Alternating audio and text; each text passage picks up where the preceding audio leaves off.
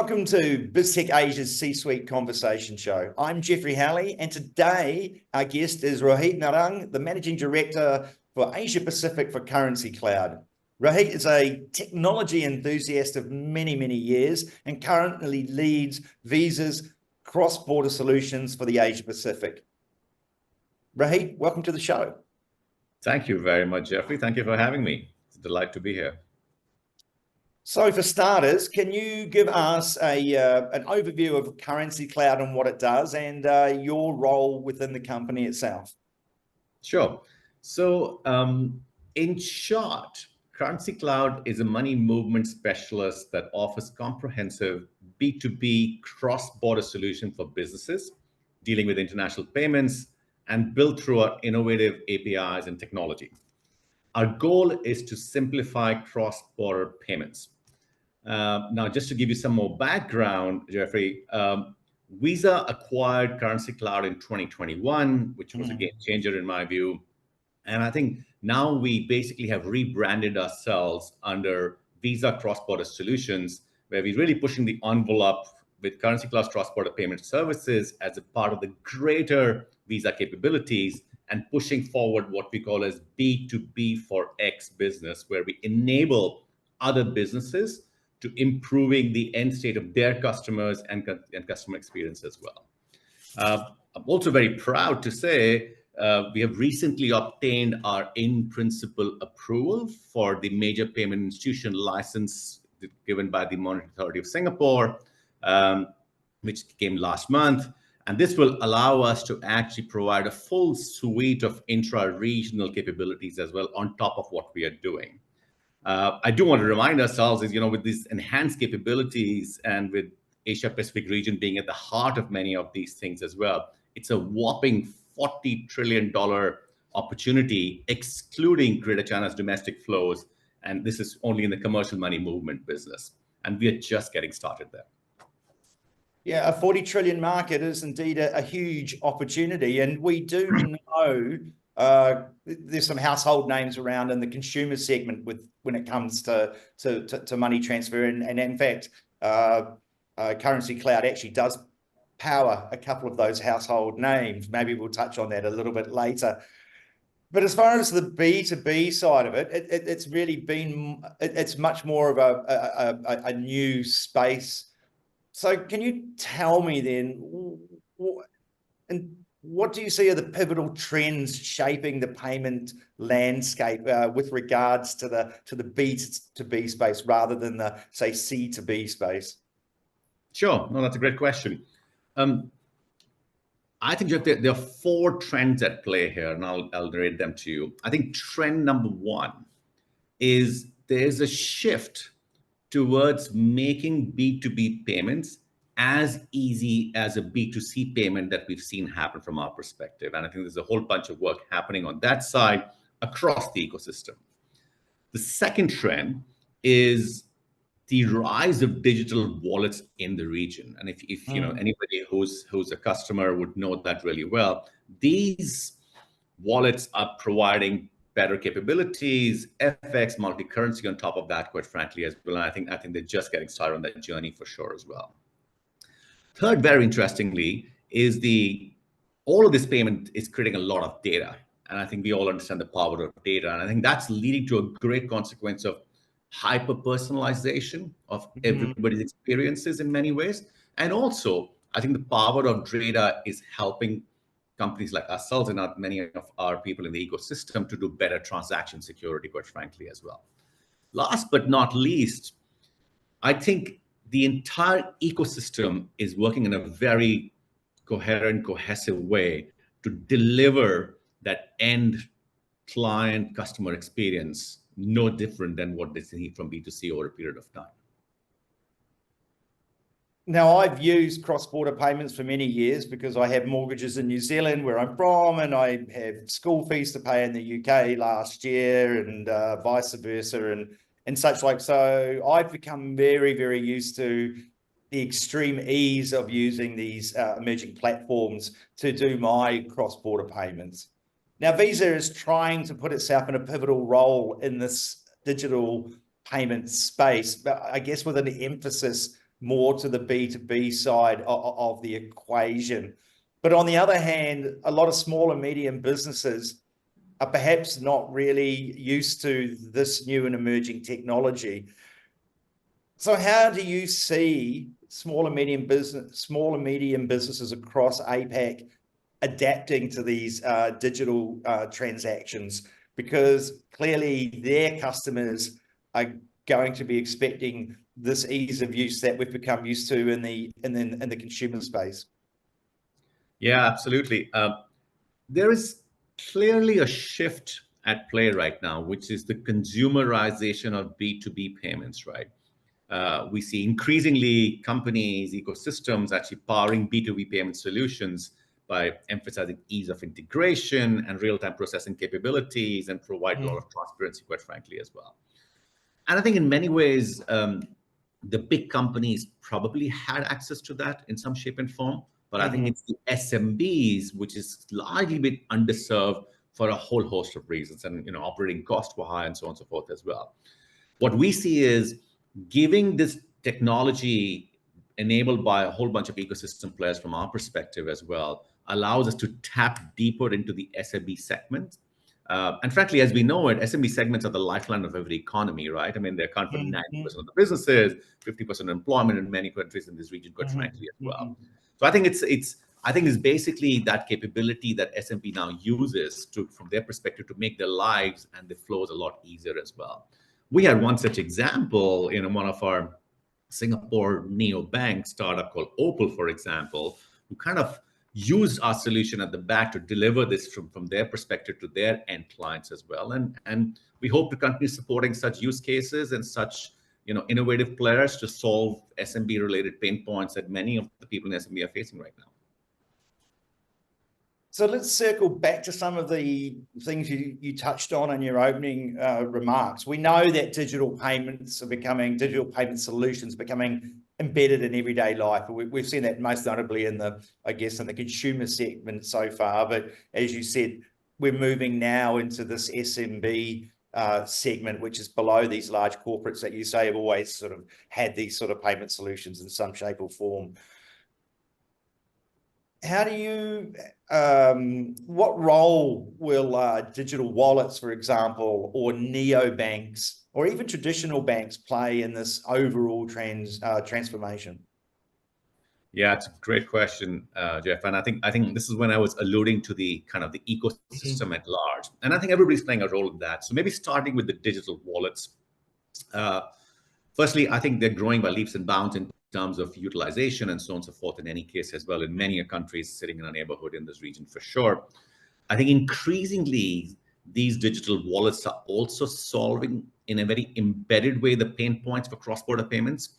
So we can see them making significant growth, significant strides with providing better foreign exchange or multi-currency capabilities from their side, quite frankly, as well. And I think that journey will carry on as digital wallets expand their product features and their footprint in the region for sure.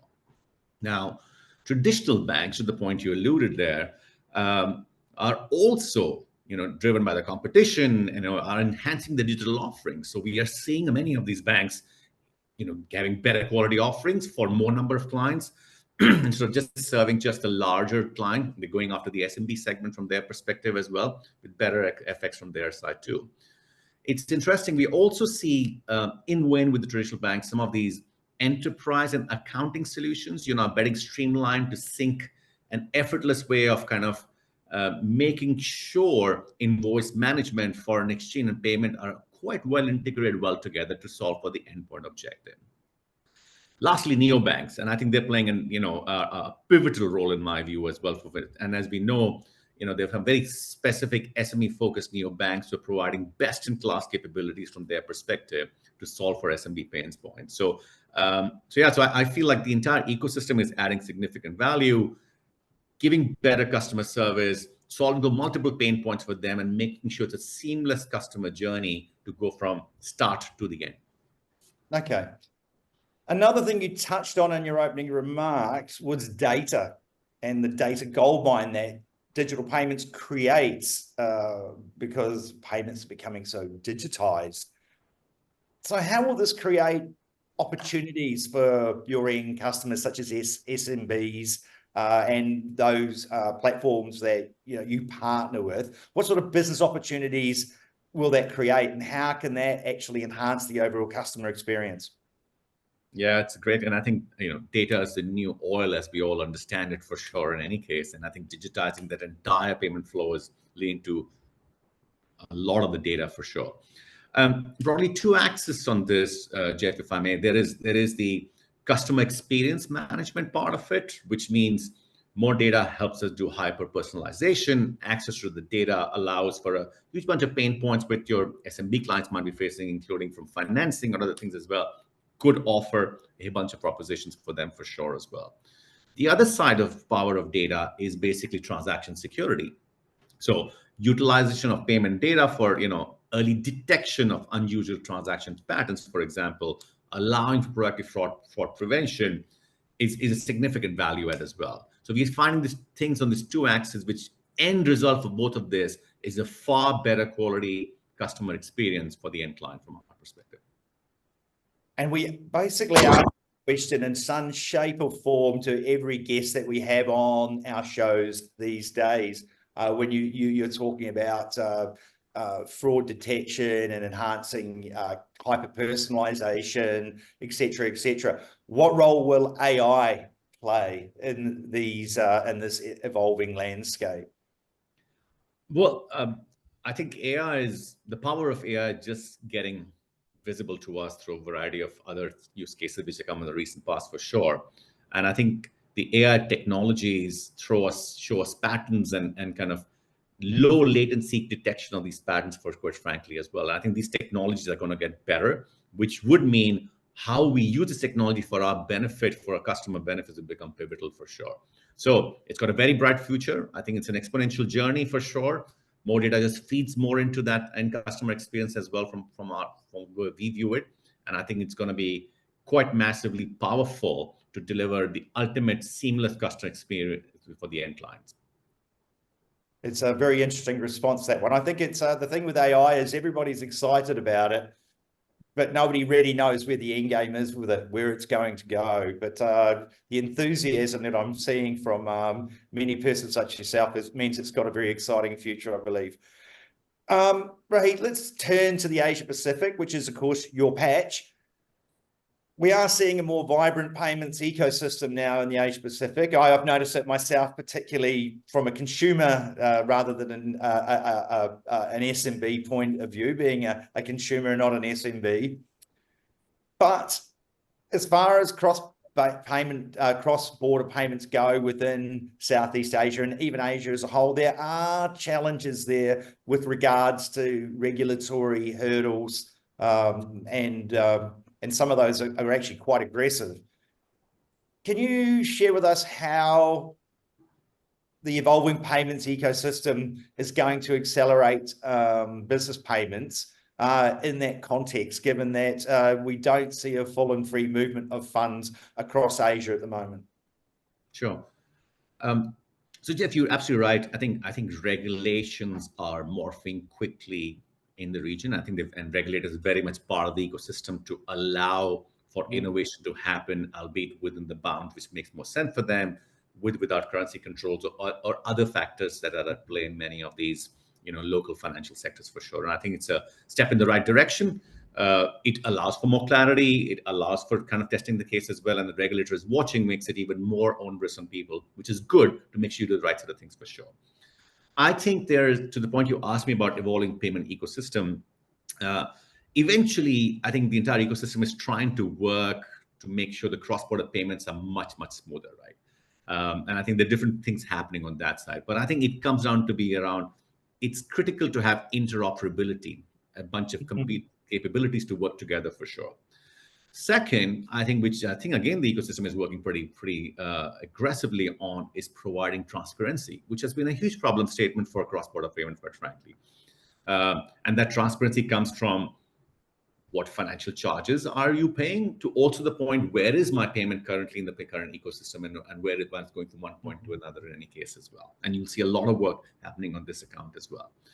Lastly, like I said, ecosystem evolution is crucial. and you will see more of that. Different countries are forming ecosystems, the region are forming ecosystems in that context as well. Some of them involve regulators who are extremely proactive, quite frankly, as well.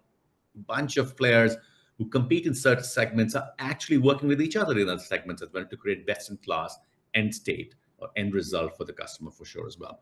So the tremendously exciting region, lots happening in all of these fronts for sure. There's a long journey ahead of us, but I think we're headed in the right direction at a fairly fast pace. Yeah, before this interview, I found it very interesting when we were talking about some of your, well, who I would classify as potential competitors, but you said that it's a much more synergistic ecosystem rather than a fight to the death, so to speak, between you all. Perhaps I would find it as frenemies. I'm not sure, but I mean, on a global perspective, what is your vision for the future payments ecosystem in the world? Yeah, I think it's great, Jeff. So I think despite the ongoing kind of global economic fluctuation, that we keep hearing about, but I think Asia Pacific businesses remain committed to embracing the digital payment revolution, which is going on, quite frankly, right? And I think focus on speed and efficiency of transactions remains critical, enhanced with additional value-added services, which might have a data layer on top of that for sure. I think what's really cool is how businesses are using insights from these payment data to make smarter decisions, to the point you spoke about earlier in any case as well. This shift will make more intuitive and integrate financial solutions for a lot of our clients for sure as well. Last but not least, I think it's all about coming together of banks and financial institutions and sometimes regulator as well in the spirit of partnership and offering a cohesive, integrated solution and then and for the end customer from their perspective. And I think that journey is accelerating in the region for sure. Wonderful. Any final thoughts you'd like to share with us, Rohit?